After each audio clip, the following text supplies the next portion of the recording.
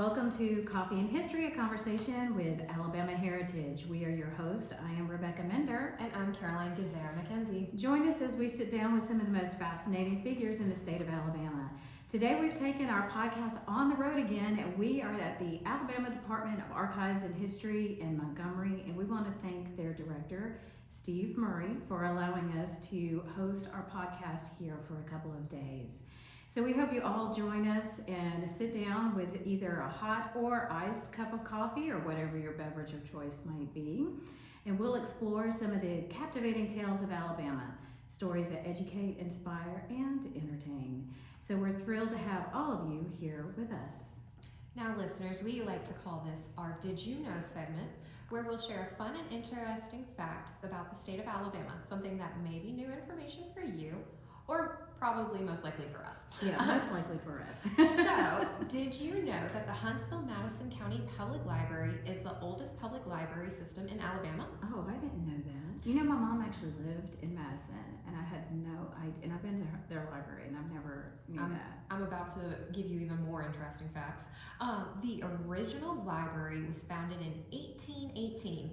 Whoa. Before Alabama was even a state. That is amazing. Today it has 10 branches and serves all of Madison County, and we love the libraries over there. Yes, that's very cool. I mean, I love the library too, and I like I said, my mom lived there. I've been to that library. Didn't really realize it was the very first one, so that's cool. And we're so thankful that the libraries help us with photographs, archives, all the research that they provide with us. I'm just going to say this flat out because there are a lot of archives and libraries and museums that help us with images for the magazine, and the magazine we're referring to is Alabama Heritage. And if you are not a subscriber, go to our website, alabamaheritage.com. You can subscribe to it, or it's a gift.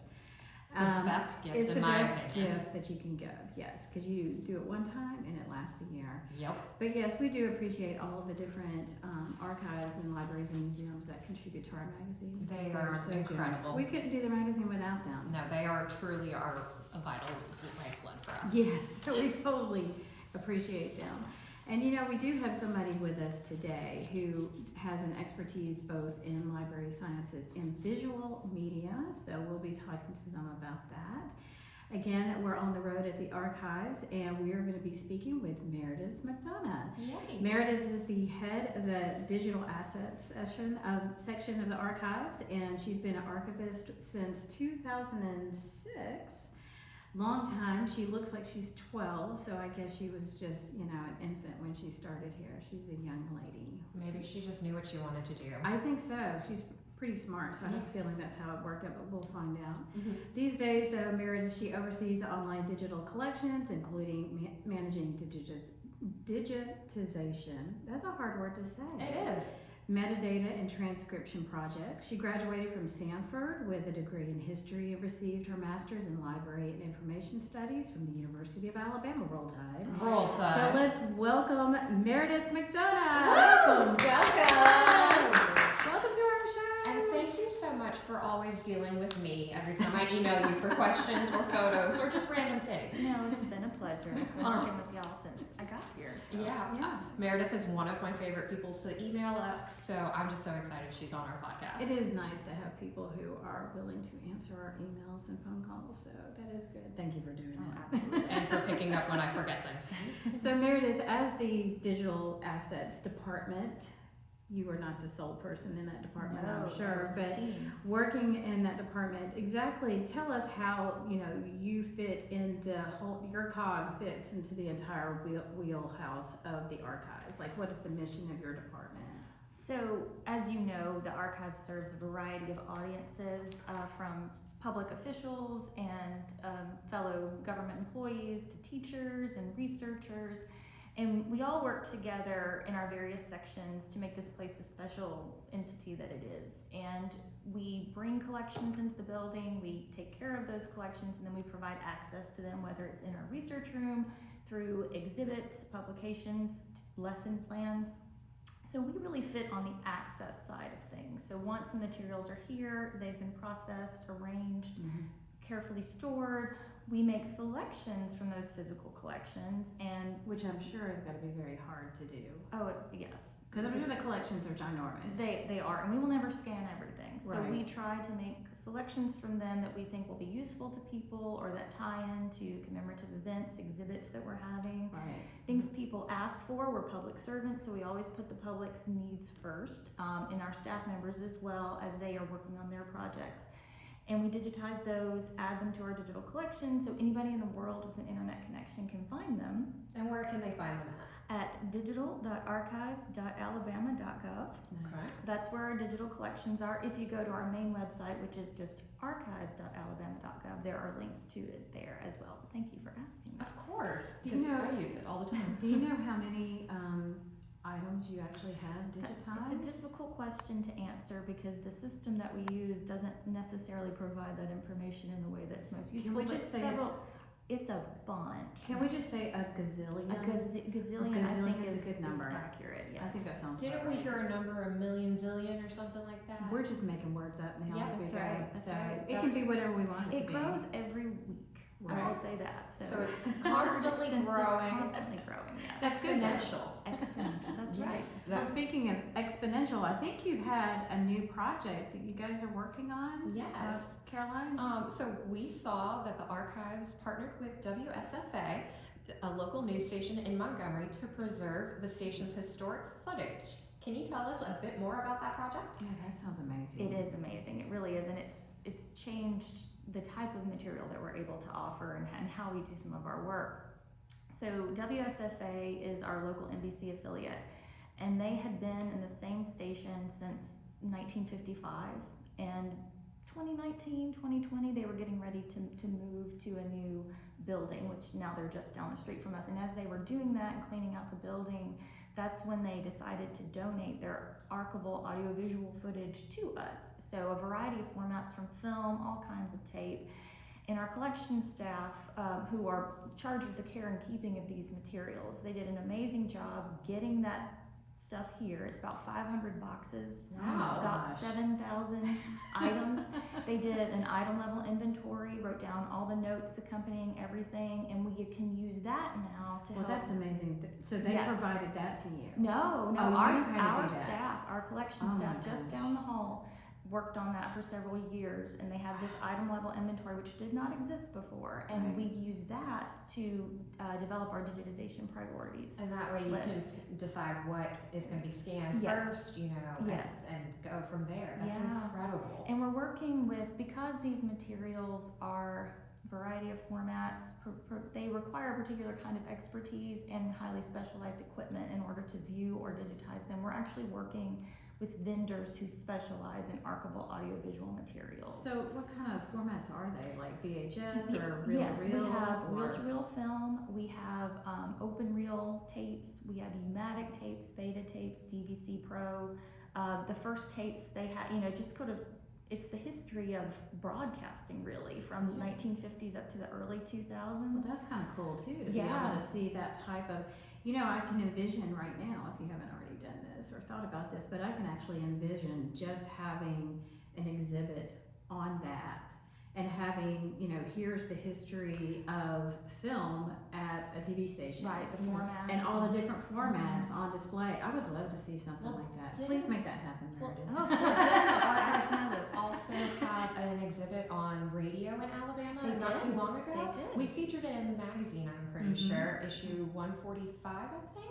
I could be wrong, That but sounds about right. yeah, but it was such an interesting article for me to read. I was first hired because I didn't know much about Alabama's radio history. Right. So Right. it'll be similar to that. This exhibit that Yeah. I'm going to single-handedly put together, yes, I think. Yes, I think you should do Yes. that just for Rebecca. Just I for mean, you ask and you shall receive is what I've always been told, so. Well, I could also do it about newspapers because that's my passion. Newspapers. We have another amazing collection that's been here for years. I don't know if y'all are familiar with the Southern Courier. Yeah. Yes. Yes. Mhm. So the Southern Courier, Jim Pepler's Southern Courier Right. photograph Mhm. collection, which is one of my favorites. Likewise, it's a very short period of time, 1965 to 68, but some of the images that we have are of the staff themselves doing the work, literal cutting and Mhm. pasting. Yeah. All these terms we know from computers, they're actually laying out the pages Yeah. so you can see through these photographs how the paper was put together, and then we have the paper too. It's just this beautiful way that they Just even doing typesetting back then was literally typesetting, Yep. taking, letters and placing each letter type. So it's just amazing to see the evolution of how things were Right. created. So Mhm. that's very, very cool. I know that you guys do a lot with transcription Mhm. projects, and we've actually seen where you have volunteers do things like, World War I service cards and different things like that. So are there any projects that members of the public can help you with? Or how do you actually find people to assist with those types of projects? We do have a couple of projects going on right now that will be going on for years to come, because we like large-scale, long-term projects here at the Archives. Yes. So yes, if there are people who are interested in helping us make these documents more accessible by untangling the cursive handwriting that so many Mhm. people have difficulty reading, that would be fantastic. We have digitized all of the administrative papers from the governors from Civil War through Reconstruction. So it's Okay. the Civil War and Reconstruction governors of Alabama. So all of those records are available online, and our staff is now going back and adding item level descriptions to them. But as a counterpart to that, we're putting them online so that people can help us transcribe these letters or petitions and all of these documents. Right. And then we also have another project where we are digitizing the Supreme Court case files, the Alabama Supreme Court case Wow. files from 1820 to 1877. Yeah. Wow. And those are extra challenging Mhm. because the books are large, Mhm. they're not always in great condition or great order. So just The simply by handwriting is faint sometimes. it is, and sometimes it's just atrocious. Mhm. Even if it's dark enough to read, it's difficult to read. But these records are very challenging to use in their physical format. So removing one barrier to access just by digitizing them. But then not only is it the handwriting, it's legal language as well. So Right. they're doubly challenging to understand. So we're removing one more barrier by simply transcribing them so that people can digest the words Mhm. in typed form, and then always can go back and consult the original page, because we want that to be there. So as for well. something particularly like that, is it more helpful to have someone who has some type of legalese background that could understand what it is that they're typing? That's very helpful. Okay. It's not necessary, because once you start in a collection and you get used to certain terms, Google is very useful in typing in what seems to be a random string of letters and actually is a Latin legal term that means Right. something specific. And then once you know that, it unlocks the mysteries of the case, because everything Right. starts making sense. So it's possible, but it is very useful to have a background in that. And then I will say these records in particular are of obvious use to scholars, Right. but also genealogists, because yes. in these records so many people are named and so many Mhm. relationships are defined, so many enslaved people are listed, because in an estate case dispute they'll copy the entire text of a will. Right. So you have all of these people that you might not have any other record of. Maybe the courthouse burned down. Right. Maybe this is the only copy of that will that's around. So they're a very rich source of information for a much broader audience than might typically gravitate toward those. Right. So we're just trying to make it easier to use them and find what people would need. And so, I would think that a lot of these, well, I guess depending on what the project is, depends on how much time would be invested for the volunteers. Yes. So are there different projects because these sound like that could be a very time consuming Mhm. project for an individual who's volunteering, but some of the other projects you might have might be something that would be quicker, that they could do like in a day or an Yeah. afternoon, or something that they would just like to do every once in a while. So, is there a variety like that? Right now, the two projects I mentioned are what are available. Okay. We've had other projects in the past. I will say the Civil War project is more like what you're describing, because it's a letter. Yeah. So you could sit down in an afternoon and do a 2-page letter Right. and have a sense of accomplishment and Yeah, move on. And move on. We have a few dedicated volunteers on the Supreme Court cases who stick with it, and Yeah. they will transcribe a 100-page case because they're into the story. Right. They've waded into the legal language, they've conquered it, and they can see the humanity and the drama that is Right. going on. But it does take a special type of volunteer to do that. We do have in-person volunteers, people who come to the building and work on these projects here with us. It's a chance to meet people, and it's a community, you know. But if you're not available to come into the building, then anyone with an internet connection, again, like I said about the digital collections, can participate in these. We use a platform called From the Page, and there is a link to it on our homepage, I believe, to transcription virtual volunteer opportunities. We lifted that from the Library of Congress, I think, but it's appropriate.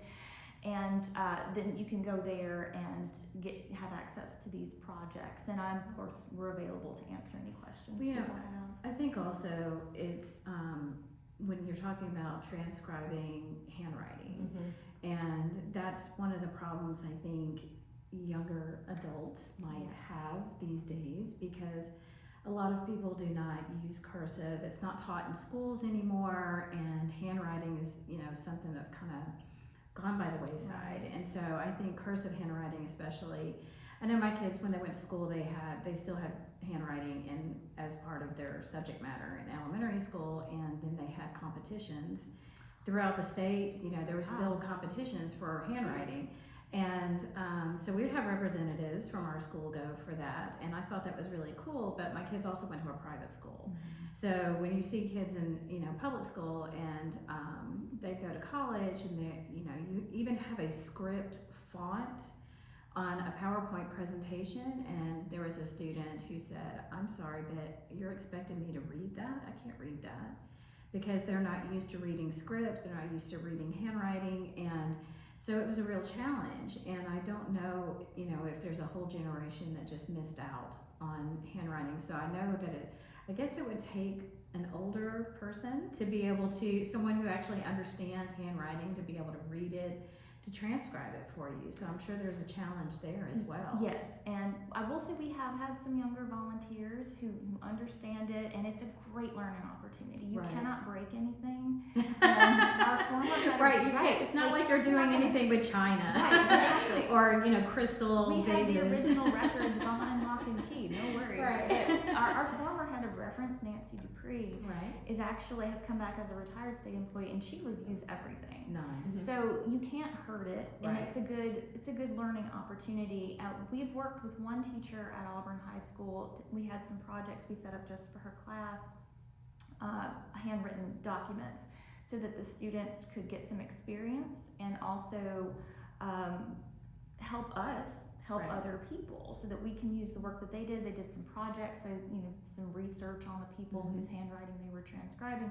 But it was a great experience for them, and we can take what they did and finish it or correct it, and it's the software we have is set up so that that's possible as well. Excellent. So I would encourage any professors in particular who might want their college students to work on these, perhaps for extra credit, but perhaps just to get that experience, especially people who are in history fields.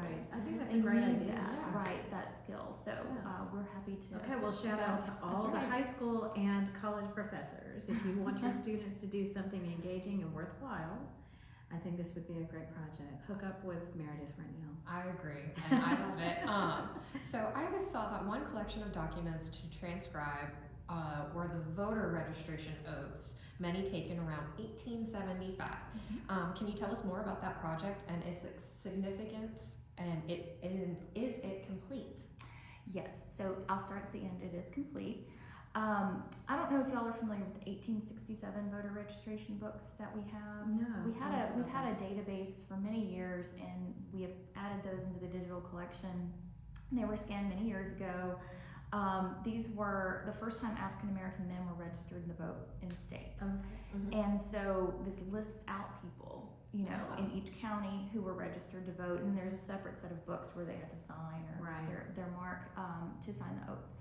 So those books have been available for a very long time. We're actually in the process of rescanning them, because originally they were scanned in grayscale. It was the best that we could do at the time, but these are so significant that now that we have the equipment, we want to go back and make better scans while we can. That makes sense. So that's an old collection that has been heavily used. These 1875 books are like book bookends to the period. So we have the start of Reconstruction, and then the 1875 voter registration books. They were being registered to vote on whether or not to hold a new state constitutional convention, which was approved, and the resulting document essentially ended Reconstruction. So it's like two bookends of this really significant, promising period in the state's history. And so this is the last time a lot of African men were registered to vote in the second set of books. And Cujo Lewis is one of the people who was registered to vote. We have a whole page. From Africatown. Yes, with several residents of Africatown on that page, and he's not identified in any, no stars by his name, but we know that name and we know what that means. And just for our viewers who know, we have mentioned this on a previous podcast, but Cujo Lewis was actually one of the last enslaved people who came on a ship to Mobile in the state of Alabama. Or actually, he was one of the last enslaved people in the country. And he came after when it was illegal to be bringing and transporting slaves to the country, but they still did it in Mobile. And so he lived in Africatown, which is outside of Mobile. So that's amazing to have his voter rolls. Yes. So that project, it's ledger style data entry rather than a document. Right. So we actually worked with Ben and Sarah Brumfield, who created From the Page, and they developed the software further to allow for ledger style data entry, spreadsheet style entry.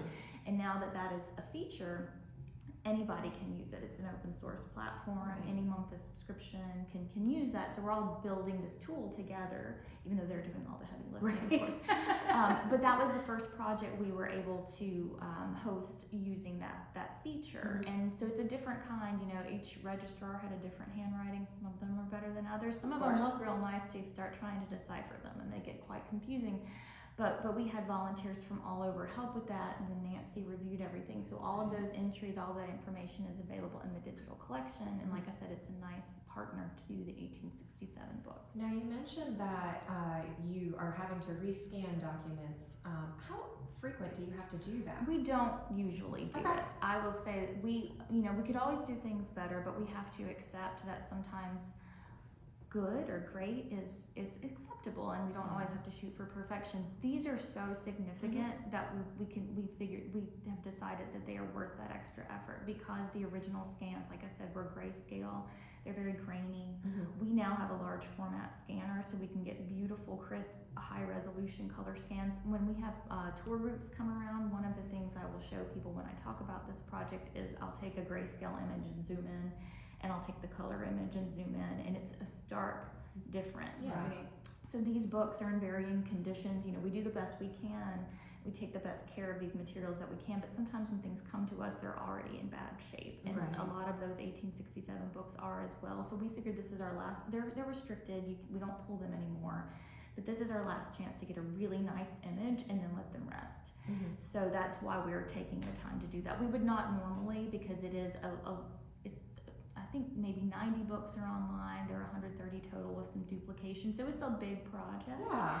But they are really significant records. I just didn't know because history, digitization has changed so much in the past 50 years. Okay. So if you had digitized something, say 1985, it looks completely different to what it could be today. So that, I just didn't know if you would rescan some of these items. Now, you mentioned 1985. At that time, or not long after, we were actually microfilming materials. Yes. And then there have been some discussions about digitizing microfilm, and we have done that with newspapers, because a lot of times the microfilm is all that we have of the newspapers. We worked with newspapers.com, and they digitize a lot of the materials. But rather than digitizing the microfilm, we have decided that when possible, it's better just to digitize the original. So in that sense, they have been imaged twice, like the Civil War and Reconstruction governors. If you were to come here to use those papers, you would have to use the microfilm. But we all know microfilm's very useful. We appreciate it. Yes. And yet, it's always nicer to have a high resolution color scan of something. So we have re-imaged things, but we don't usually rescan. Okay, that's fascinating. That gives me an insight. Has there ever been anything, because you're talking about the challenge of working with these books that are so fragile that you don't really want to keep pulling them out or anything. Has there ever been a project or an item that you needed to digitize that was a complete challenge to get into the digital space?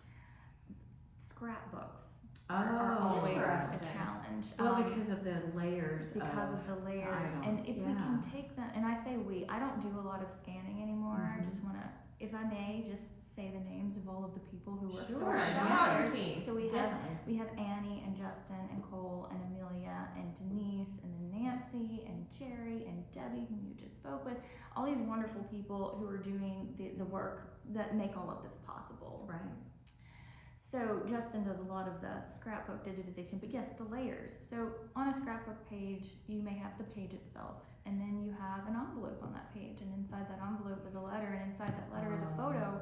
You have to do multiple scans just to get it. And then sometimes in scrapbooks, the ones that are so charming and fun, we will also have candy glued to the page, Right. or these things that really should never have been put on the page, Right. and yet they are, and we Yeah. love that they are. The mementos. But the Yes. mementos, yes. So those are a particular challenge, just because of the layers and because scrapbooks were often made on that really acidic paper that's Right. falling apart. And then you like, because I'm a mom, and I'm sure a lot of people, their parents or grandparents probably have, scrapbooks at one point. And I remember my mom had one after she got married, and so went to my dad. And whenever they traveled, I mean, there would be a matchbook case. I mean, it's like full of all the matches, and it's taped on there with some kind of horrible tape, and everything's yellowed. And another page you turn, and there's a glove. Yes. These are the gloves that I wore when we went to our first formal dinner. And it's like, why would you? I'm never going to wear these gloves again, so I'm going to put them in a scrapbook. So I can only imagine the layers. And, again, she would have postcards too. And so you have the image on one side of the postcard, and then you flip it over, and it could have been something that she had written or, mailed to somebody. Right. So that is a lot. I can only imagine what that would look like online. And so that's got to be a huge challenge. Yes. So the way we typically put them online is one page at a time, but since one page can have multiple scans, it's like one page will be a PDF, and that Right. PDF may have 10 pages. So you open it up, and then you can scroll through all the pages to see all the contents. But and everyone is different. So we have our usual routine, and then we get a new one that doesn't fit the format. So do the best you can. Another challenge. There's people who still scrapbook, by the way. Yes. I mean, and I not hope- I digitally hope- scrapbook. They actually cut. I hope they are paste and using stuff. copies of their photographs and Yeah. not their original Originals, photographs to chop in half and put one face on. I hope. Okay. Let's just This make a is plug for something that, yes. good to know, Good because to know. I'm making scrapbooks, but I've always just, had a construction piece of paper, wrote some stuff on it, and put a photo. I've never included a glove Well, or if you think- matchbook. If you think about the photos, though, it's like today, most of our photos come from our cell phones. That's true. It's And just a so copy that you do print. have so. something Yeah. that you print out. Right. Back in the day, my day, we had film cameras, and so you might have the only printed copy, but then you still have the film backup if you didn't throw away the film. And so But if you but have then you like have to a- get that replicated, then Right. that's a challenge. It's not like you can just go down to the drugstore and ask them to print this out again, because a lot of them don't do that anymore, and you have to send it off somewhere. So there's a lot of challenges when it Yes. comes to photographs Mhm. even. Yes. And I'm currently scanning photographs of my That's wonderful. family, Yes. just to have them digital, because my grandmother would love to see them on her frame. Right. Yeah. Oh yeah. So Digital photo So frames, I am yes. apparently the family digitizer for everything. That's Perfect. great. And the family Well, since you're historian. as your job is a digital media editor, that makes sense. Yeah, apparently I just fell into that for them. It's perfect. Now, I know we briefly talked about this and we plugged your website, of course, but if someone needs a digital asset, how would they go about requesting that from the collections? So would they first email you? Would they email just the general email? How would that process start? So in our digital collections, and this applies mostly to images, you could order documents as well, but most people who want copies of things to use in a book or put on the wall or a documentary are going to be images. When you're in the digital collection, you will click on a record and it'll open up and you'll have the picture at the top, and underneath that picture is the description section. That's the metadata, the information about the item. At the top of that is going to be a file name. That's our unique identifier. which is what we need to know exactly what you want. Mhm. And then underneath that, you will see links to our order form and our use agreement or our permissions paperwork. Sometimes that varies depending on the archival collection an item comes from, but that information is there. And you will see the email address of my colleague Amelia. You can send those to her. We will take care of your order that way. That's how But it if there's something that maybe, and that's if they find yes, it online. if they find it online. But if they need a photo of John Smith from 1872, you know, from, I don't know, Alabaster, and if they have all the information, can they call you and see if you just have that Yes, type yes. of image, or do they need to email you? Or They can call or email. Email is always great because we have a record that way and we can just Right. correspond back and forth, and we'll check our collections the best we can. Okay.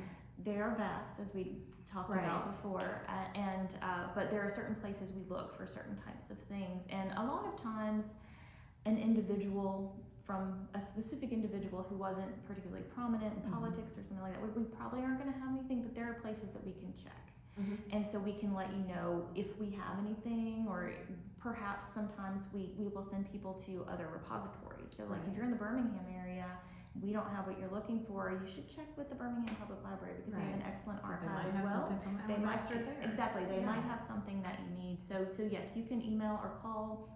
You can call the general number and they'll get routed to us. Mhm. My number is also on the website and the staff directory. So yeah, we're always happy to help. And if you start with the reference staff, they're amazing too. They can help with a lot of things. A lot of image questions do come to us in digital assets because we work so much with those and filling those requests. But you can call anybody and get to the right people. So, you know, you've been here almost 20 years Yes. working at the archives. Is there any particular item that's been digitized that may be what you would consider a hidden treasure that somebody may not even know that's there that you guys have worked on over the years? Oh.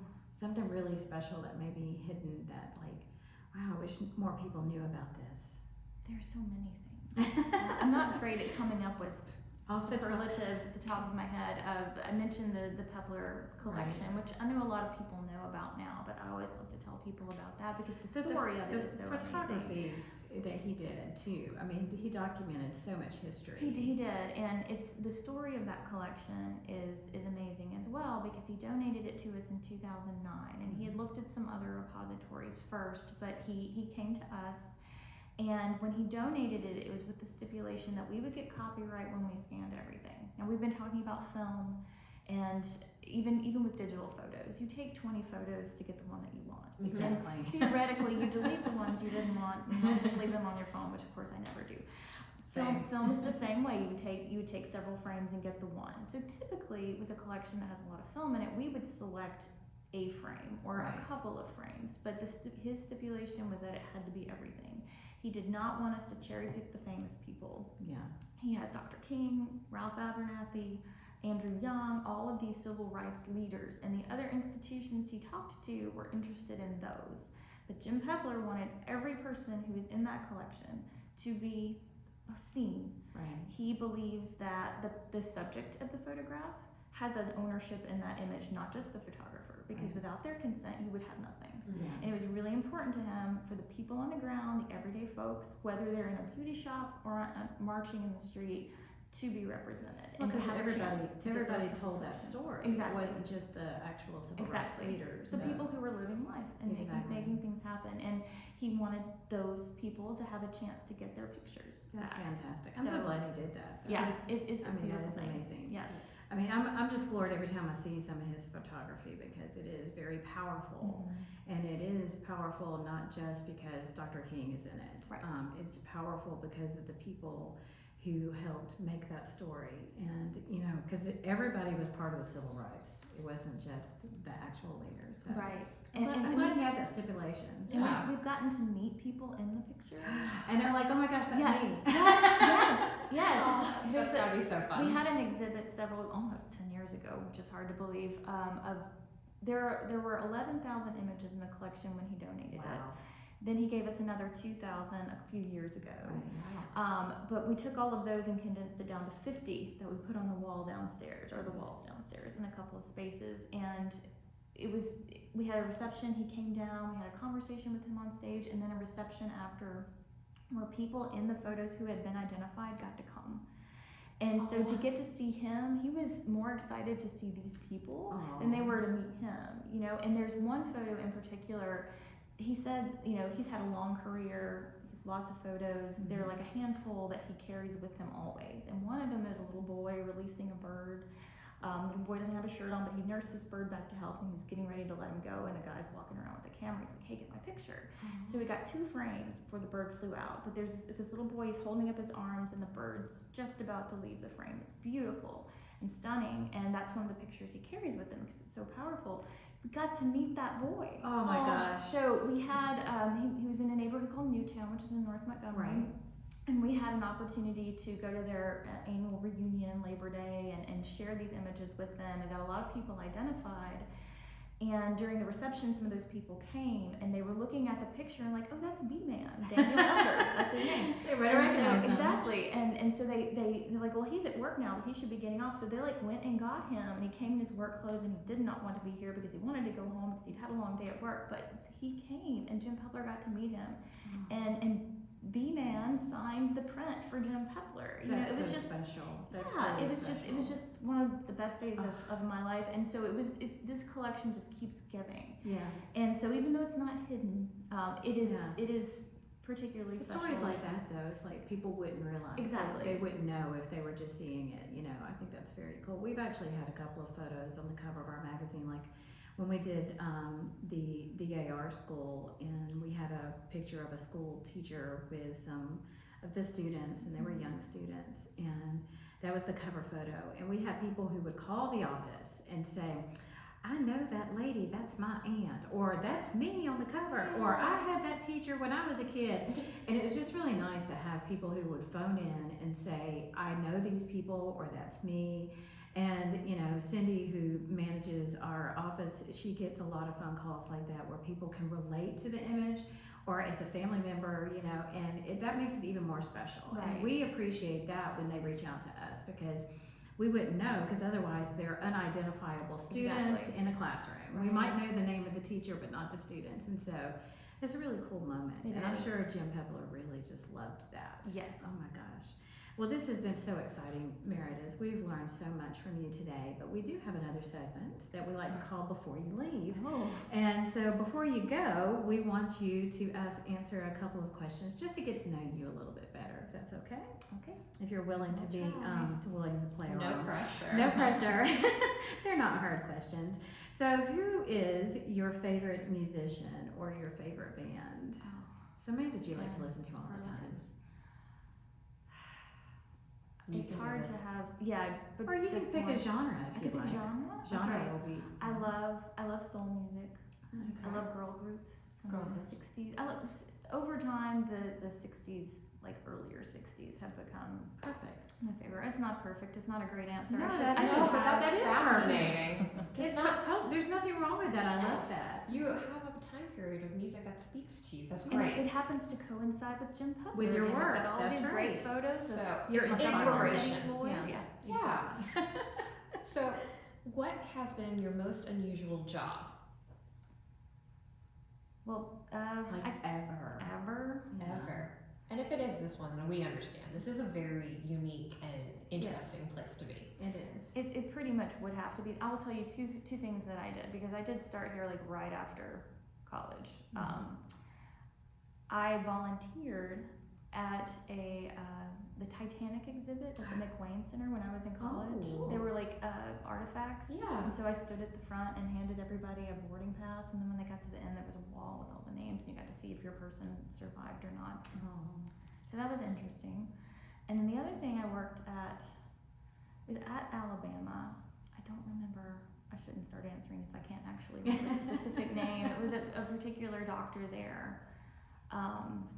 He did tobacco research. Dr. Blum? Yes. Dr. Alan Blum. Yes, Yes. yes, with all the sketches that he made of Mhm. patients. Mhm. And I picked up the project from someone else where they were digitizing all of these sketches that he had made. Yeah.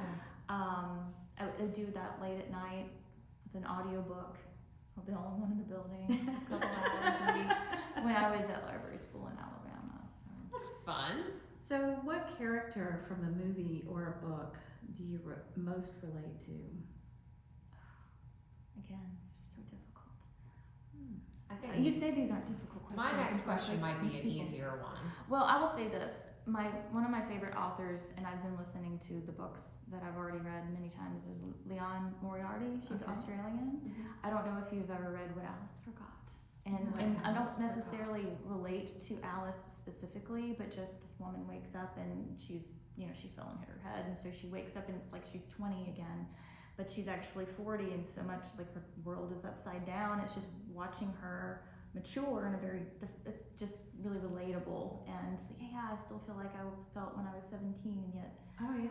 don't feel like that at Well, all. And you Maybe know, we need to read that. I'm Yeah, it's a almost great book. 60. I'm almost 60 and I still feel like I'm 17. I know that's You know, that's the something thing. when you realize that everybody feels the same way and nobody ever really feels grown up. It's Yeah. both comforting and a little I don't know if disconcerting. I don't know if I'll ever grow up in my mind. You know, I think we should all Keeps stay you young. young. Yes, Yeah. exactly. Well, hopefully this is an easier question, but what is one item you couldn't live without? And it can be your cell phone, we understand. I didn't tend to use that. I will say I was sort of late coming into it. Now I'm just like everybody else. But let me say my KitchenAid mixer, because I do love to bake, and that would be not as pleasurable if I had to do everything by hand. Yeah, no, that would, the KitchenAid mixer that's what's up. And I've had it for 20 years and it's still going strong. Yes, so, yeah, it probably is. Will They're- probably outlast me. They're meant to live forever. Well, it's kind of fun that you can just turn it on and then you can walk away and it's still doing all the work. I know. My gosh, that was a great invention. I promise you that. Do you prefer mountains or the beach? Both are lovely. We always went to the beach growing up. I grew up in Enterprise, so we were closer to the beach. So even though I don't really like a lot of sand on me, something in my soul needs that lonely beach view late at night when you look out at the vastness of the ocean and you wonder what life means. In the fall, the beach in the fall. Beach in the fall. Yeah. Very specific, I like it. I like that. What is your favorite family tradition? Sounds like you just explained it. Going Yeah. to the Oh beach yeah, in the fall we sounds did, really we good. did. I don't know. I'm so boring. Yeah, like You're You not are boring. far from boring. Yeah, well, like growing up, we had a set of traditions, and now I would say Thanksgiving, just getting together at Thanksgiving like everybody does, because it was that one time a year when we would go to my grandmother's house. My grandmother has passed, and that all changes, but my mom and I still go to my sister's houses. So my sisters each have 4 kids, so they're still Yeah. keeping that alive, even though the matriarch passed. You know, Yes. just being together, and then the smells and. all Yeah, that there's something stuff. special about Thanksgiving and that time of year. Yep. Well, you said you like the fall anyway. So Yeah, that's perfect. yeah. Do you do Thanksgiving in the fall at the beach? We don't. You That would be should try sad. that. I don't know. That might be too much. That's too much. No. Yeah. There is Why? something about being in like your family's home with Yeah. the smells, But and you're it's just bringing it. You when can bring waking beach up to clothes. the smell. Yes. That's my favorite thing is waking up to the smell. And that you're going to someone's Thanksgiving. house, someone's you can permanent transport headquarters. that smell, ladies. I'm just saying. Nobody Yes. wants. I don't want to cook at the beach. I want to go to restaurants. Oh, Yeah, okay. like, do you really want to be cooking a 20-pound Captain turkey Anderson's, at yeah. the beach? Well, I mean, this is sacrilegious, but we don't eat turkey on Thanksgiving, so Ooh. we're It's not. okay. We don't like turkey. That's fair. I mean, it's okay. I'll eat it if I'm, We served also it, have but- ham in my family, so Mhm. turkey and ham is usually what we go with. Yeah, we're usually like, I don't know, leg of lamb or something. Oh. Yeah. You know. Or if you're me who doesn't live close to family, pizza is on my Thanksgiving because I can't cook a Thanksgiving Pizza meal. is good. Pizza for Thanksgiving, Chinese for Christmas, it's all good. Yep. But listen, we would love to thank our guest today. Meredith, you have been wonderful, so we appreciate you joining us today. So thank you, Meredith McDonough. We also want to thank you, our listeners, and our viewers for joining us for this edition of Coffee and History, a conversation with Alabama Heritage. And again, we want to thank Steve Murray, the director, and the Alabama Department of Archives and History for allowing us to host our podcast in this gorgeous building that we're in. You can find our podcast on our website at alabamaheritage.com or wherever you listen. And you can watch our YouTube channel where we also post extended video versions. We'll see you next time, but for now, I think I need some more coffee. Bye, everybody. Bye. Bye.